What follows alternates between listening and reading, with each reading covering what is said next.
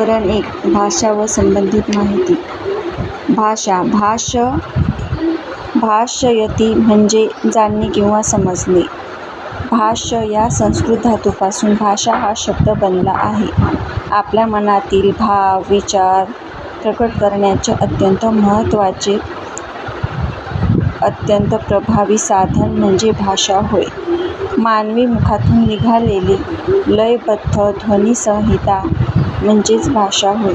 भाषेत बोलणे महत्त्वाचे असते. भाषा म्हणजे फक्त बोलणेच नाही तर त्या पशुपक्ष्यांचे आवाज, हातवारे, डोळ्यांचे इशारे, हावभाव, नैसर्गिक बोलणे तसेच सांकेतिक खुणा यांचाही समावेश होतो.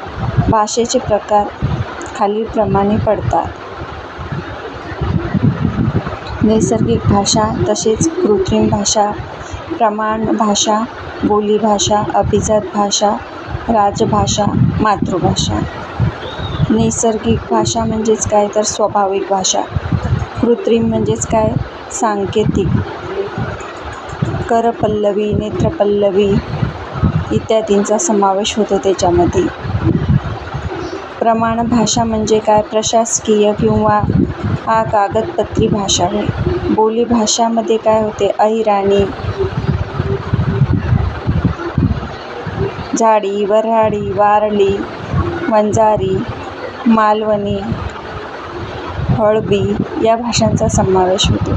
अभिजात भाषामध्ये तमिळ, संस्कृत, कानडी, तेलुगू, मल्याळम, उडिया या भाषांचा समावेश होतो.